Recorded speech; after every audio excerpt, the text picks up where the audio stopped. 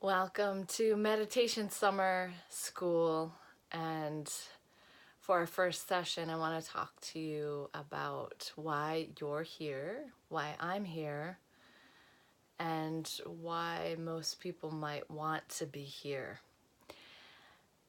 There are some general things that are common across the board for why folks would want to learn meditation, why they would want to engage in that sort of a practice for their daily life. And it's generally falling into one of two categories. One is for science, physiological reasons, and the other is for spiritual seeking. Probably most of the students who are involved here in this particular meditation summer school are interested in mental health, emotional health, possibly for physiological health reasons other than mental and emotional. And so you will get the benefit of all of these because as you will learn through this series of classes, the physiological implications of a consistent closed-eyed meditation practice, they're just vast and supportive of well-being, holistic well-being on all levels. And so then that leads me to that trilogy, that third piece. Mind-body connection is one thing, and then there is whatever we call the spirit, spirituality. And the part of us that we can't exactly point to, that's a little more abstract, and yet it's extremely necessary for us to feel a sense of connection and a sense of fulfillment and purpose that's ongoing and not conditional. It's not contingent on the circumstances in our lives. And for me, whether you're seeking spiritually in a traditional sense or not, those benefits of fulfillment and of a sense of connection and a sense of unity, solidarity, those things come forward quietly and sometimes powerfully in a meditation practice.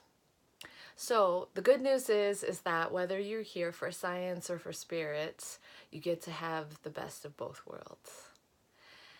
Now I'd like to begin with why you're here.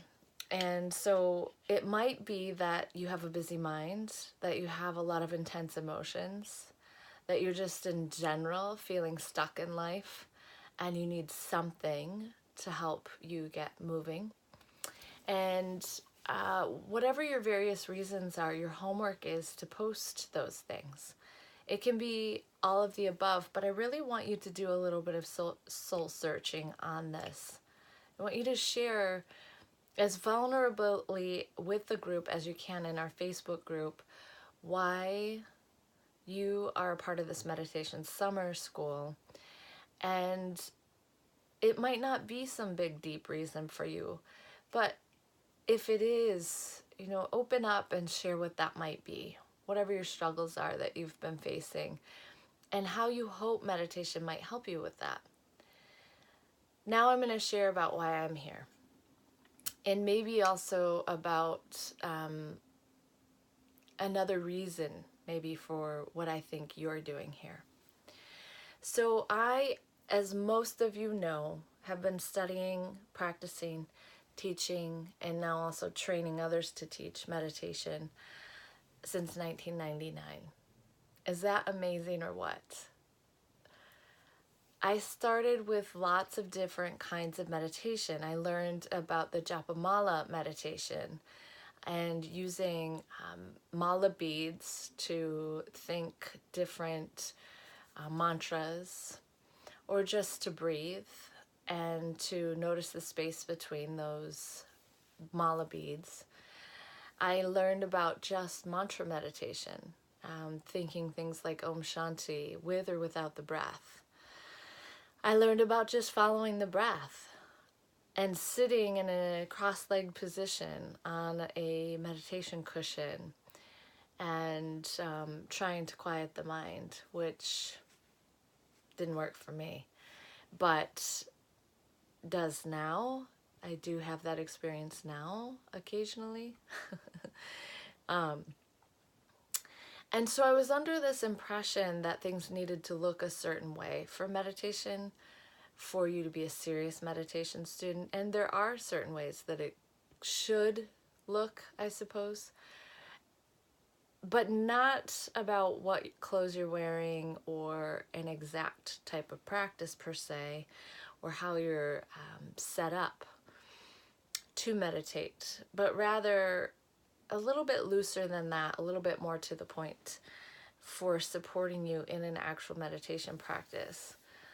So it should be consistent, and it should be that you have it on your calendar as non-negotiable. And it should be that you find a part of the day where it's really easy for you to fit that in. And it should be anywhere. You should be able to do it in bed, in your favorite chair, or on the sofa, on the floor, outside in nature, in your car, at a stoplight, in the line waiting for your latte at the drive-thru. Whatever the case may be, you should be able to practice meditation anywhere. I've practiced it in large crowds. I've practiced it on airplanes, in airports. I've practiced it with children climbing all over me, which is a little distracting. But it can be done. And also on that note, to safeguard your time. There are an infinite number of distractions in the universe that will come up in any given day. Many of them are outside of our control, in front of us, and many of them also happen here in the movement of the mind. And a thought will come through and say, oh, I can't do it right now. This thing over here needs to take precedence. And I would encourage you, at least for these 6 weeks, to both set up a time on your calendar, in your schedule, where you're going to practice. And I'm going to say for the next 6 weeks, daily. And I'm going to say 20 minutes a day. And if you need to break that up into 2 10-minute segments, fine. But the challenge for you is 10 minutes to 20 minutes daily. I'm also going to give you some open-eyed exploration, and I highly encourage you to be playing with that and to set a specific trigger for you, a specific reminder. I like to call these things like the meditation bell. So maybe it's when you're going into the bathroom.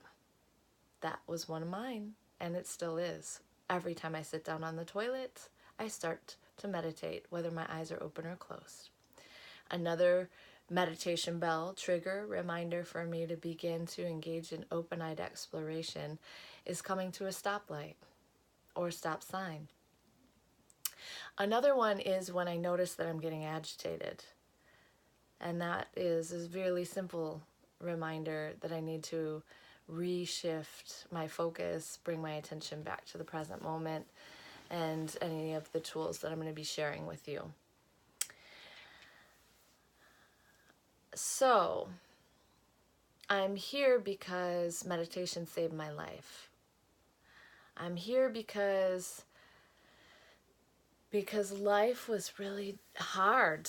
Things didn't feel good in my nervous system, and my mind was extremely mean to me. I've done research over the years about why my mind seemed to be more mean at such an early age than other people's. And it has to do with some circumstances in my life, yes, and the way that I am uniquely wired.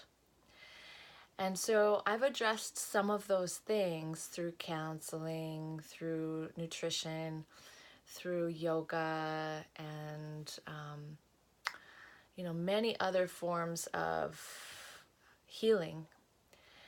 But meditation actually has helped to rewire my brain and my nervous system so that those things that felt so extremely unshakable when I was younger don't feel that way so much of the time anymore. And when things come up, talking to other people is extremely useful to get it out and to be able to move forward. Not to keep rehashing it necessarily, but to be able to move that energy so that you can reshift your focus on the breath, on gravity, on a mantra, on the most peaceful quality of right now. So those are some focus points that we'll be using for practice. And I'm here because meditation not only saved my life, but I have had the privilege of assisting others to save their lives. In some cases, I literally mean that it has saved people's lives from addiction and from depression and anxiety, extreme suffering, to just simply getting out of this rat race mentality and recognizing that there is something really gorgeous and really meaningful and very important for the foundation of some of our beliefs, to bring attention to the present moment, to facilitate a relationship with meditation and a meditative state of consciousness so that our nervous system is lined up in a more harmonious way and our attention is in a place where we're able to stay kind of out of the way and welcome in and stay in the flow of the universe.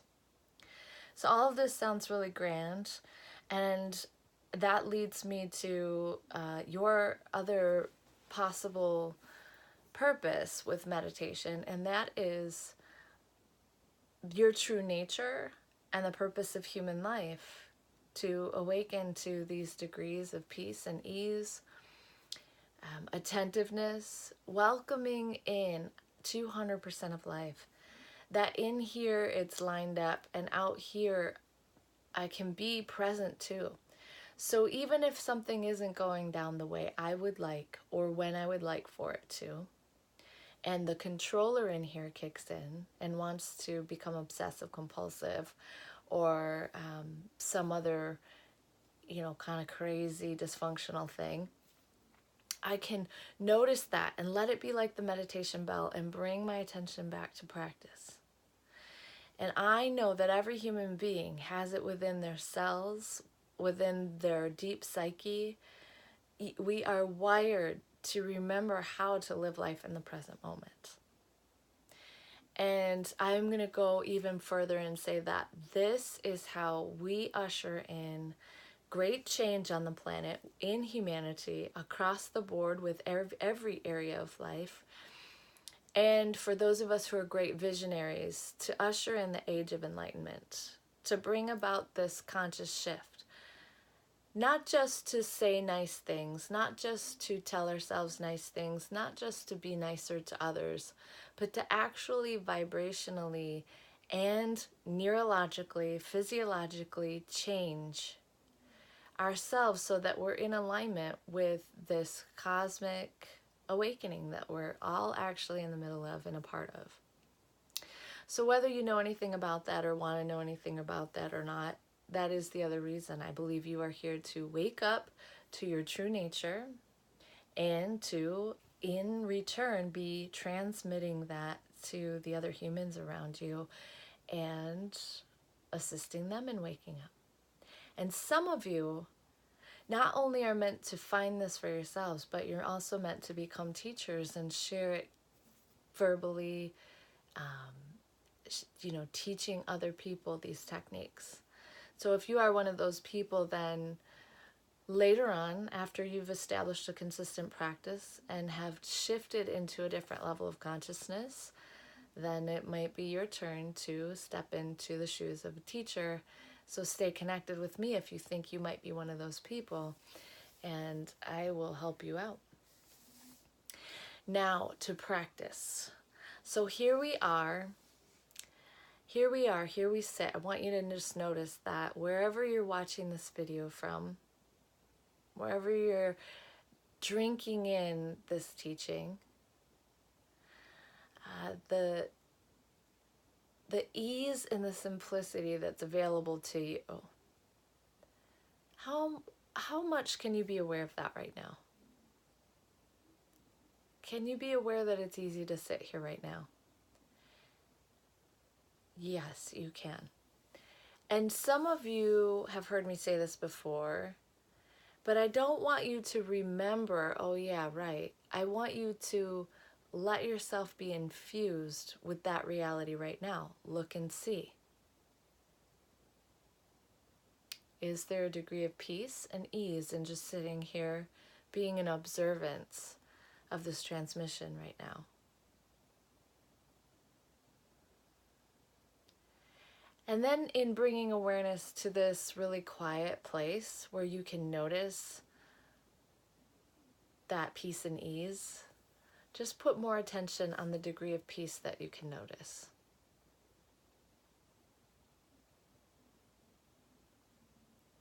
The simplicity, the ease, the peace. Okay, you should play with this with your eyes open and closed. For now, we're going to keep our eyes open for a little bit longer before we close our eyes in some meditation practice. So, if I asked you to notice the degree of peace and ease, of simplicity, and you went, or your mind went blank, and then a thought came in that was sort of like, I have no idea what she's talking about, that's okay. We've been looking our whole lives at the movement in our mind, in our bodies, in our lives. We've been trained to habituate and become addicted to the movement. We hardly see the space through which all of that movement is occurring, and we hardly notice the space between all of that movement. And you're going to get better at that in this 6-week series. But I want you to post about this too. I want you to post whether or not you were able to recognize the degree of peace and ease, the simplicity. Do it right now. Can you be aware of any degree of peace and ease and simplicity? Yeah, of course you can. So I hope I hear yes from everyone. It will be really brave and really cool if you didn't catch, if you don't know what I'm talking about, if you say, I don't know what you're talking about. That would be very cool and very brave of you. And I hope you do that if you are that person. Again, if you aren't sure, it's just because you're so habituated to be busy, to be paying your attention to the movement, to the busyness. And you'll get better at noticing the space between. You will. And that busyness is, just a habit. And we're going to start a new habit here tonight.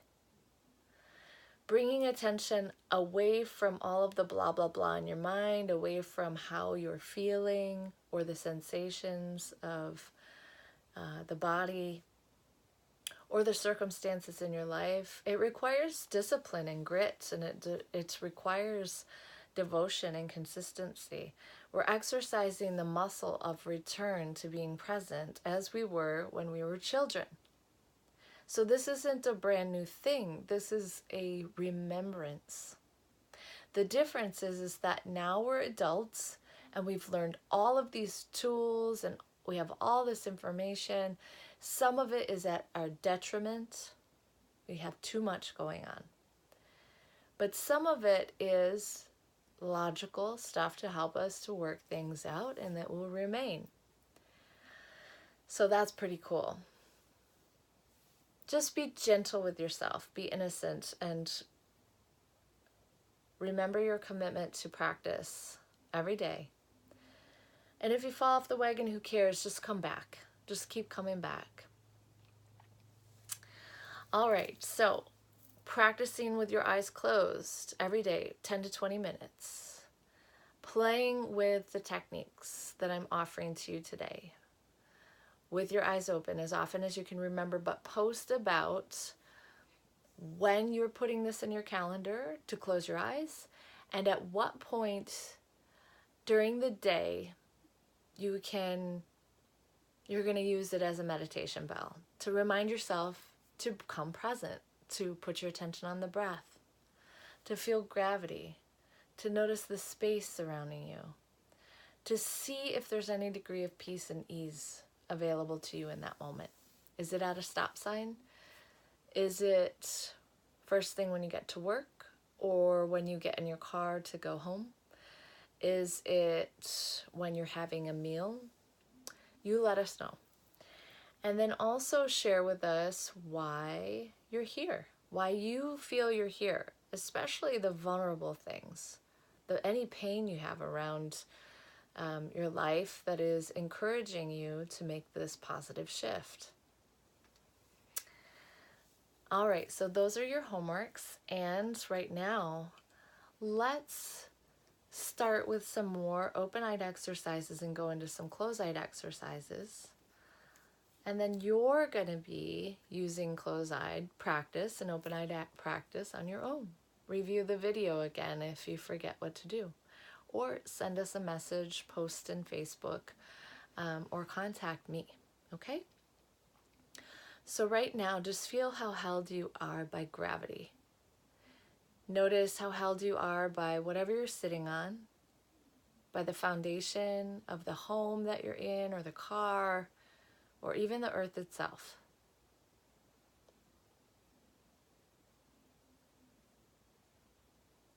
I don't know about you, but there are times in my life where I wish somebody had my back, or I feel like I need to take a load off.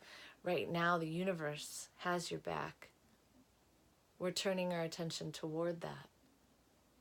It's never not had your back. It always has had your back.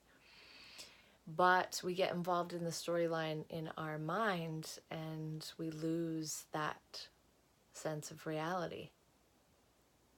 So right now, let's feed that sense of reality.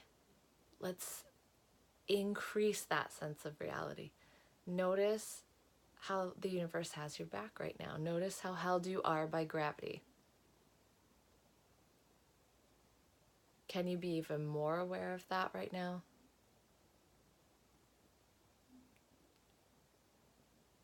And right now, can you notice that your body is breathing?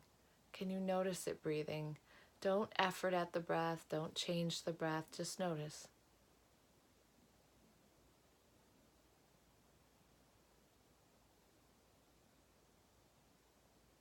And now noticing if you're on an inhalation or exhalation, I want you to stay attentive to the breath. No matter what else you notice, I want you to keep the primary part of your attention on the breath, watching it as it turns from an exhalation to an inhalation and back again for 3 rounds of breath, starting now.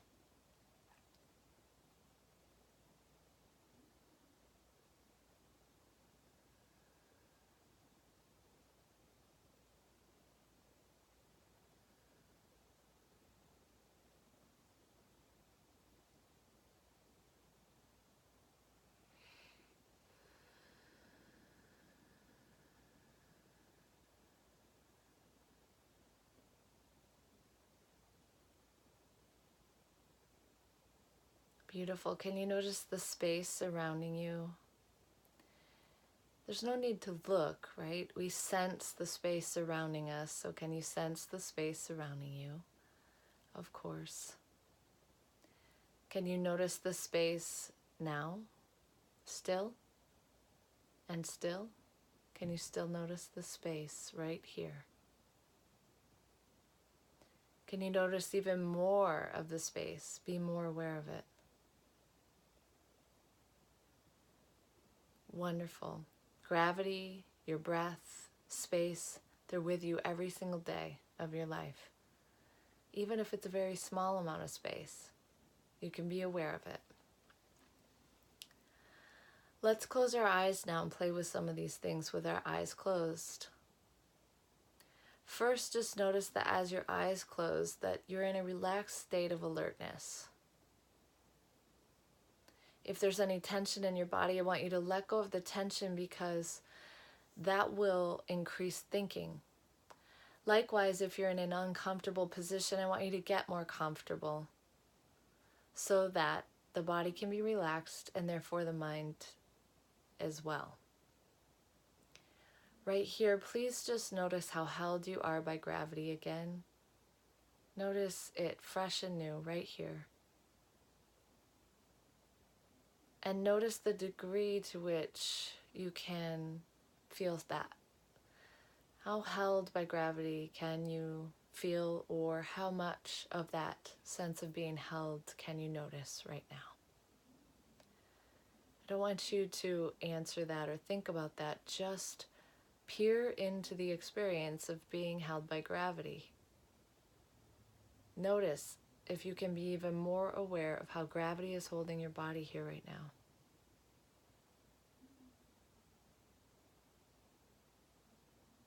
And now notice if you're on an inhalation or exhalation, and just watch the breath turn from an exhalation to an inhalation, and an inhalation to an exhalation, and back and forth for 5 rounds of breath starting now.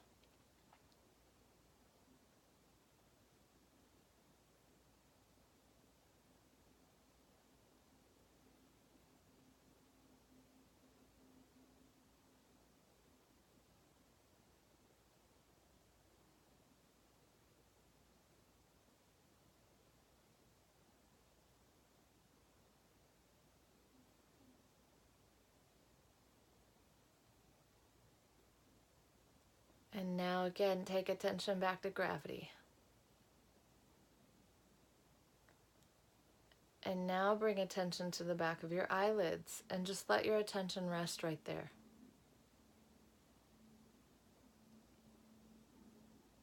And now attention comes to the space surrounding us.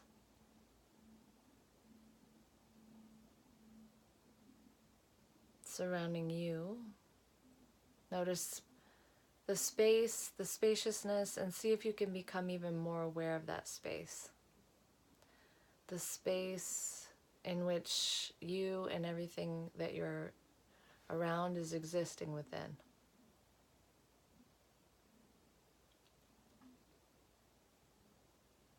Notice that sense of spaciousness and see if you can become even more aware of that.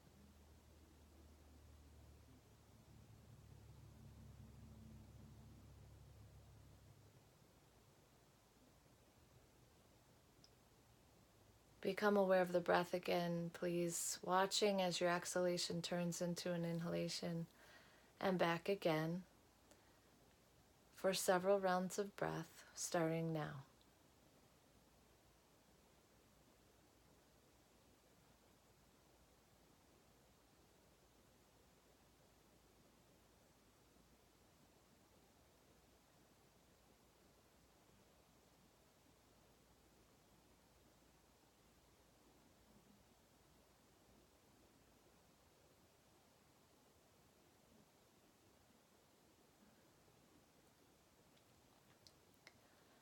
Bring your attention back to gravity, noticing how held you are by gravity, how at peace you feel in your body in this very moment.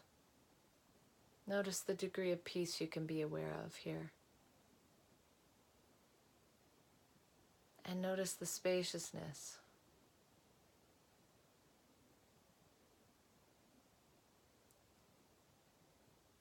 Back to the breath again, staying observant as the inhalation turns to an exhalation. The exhalation turns to an inhalation, and back again.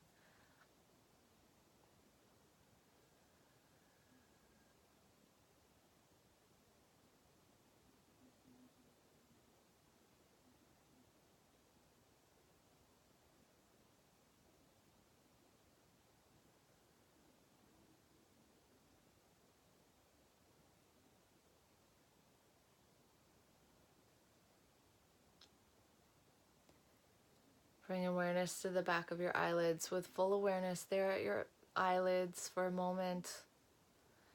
And now slowly opening your eyes with a soft gaze. Keep that sense of centeredness, that meditative state of awareness right here. Notice gravity holding you here. Notice the most peaceful quality of right now. And notice the spaciousness surrounding you.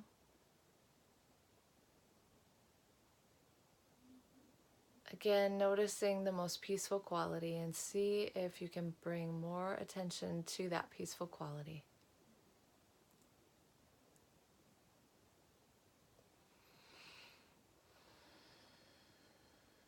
The effects of closed-eyed practice will bleed out into your daily life effortlessly, organically, naturally, all on their own. But it's more potent if you engage it consciously, presently, on purpose. Keep playful with it yourself. So that's why the homework for the eyes open piece is important. Right now, just notice the most peaceful quality again. Notice the state of your mind and body here. The relaxed state of alertness, even with eyes open. It's really beautiful. Well done. It's very simple. And while I'm not a strong advocate for guided meditation, I believe you sitting in silence and finding a level of mastery over your discomfort, a level of mastery over your resistance, and a level of mastery over the addiction to thinking so much.